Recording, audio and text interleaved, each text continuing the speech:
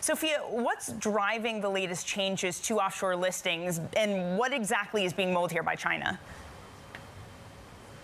So let me just unpack this, Danny. This is really an important structure and has been for more than 20 years for Chinese companies looking to tap markets abroad, and specifically in the US. This is a variable interest entity. It's called the VIE structure.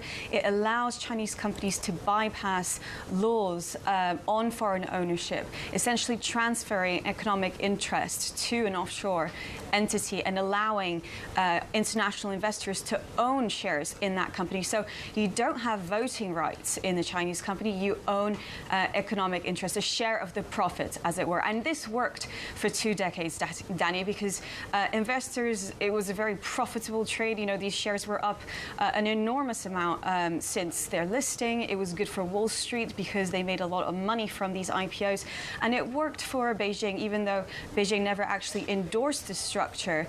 It allowed Chinese companies to really grow, to tap that foreign capital when China didn't have the structure or the infrastructure to allow companies to list onshore. This is a very legally shaky structure, though, and it's been problematic for years and years and years, and people have been calling for the death of this VIE structure.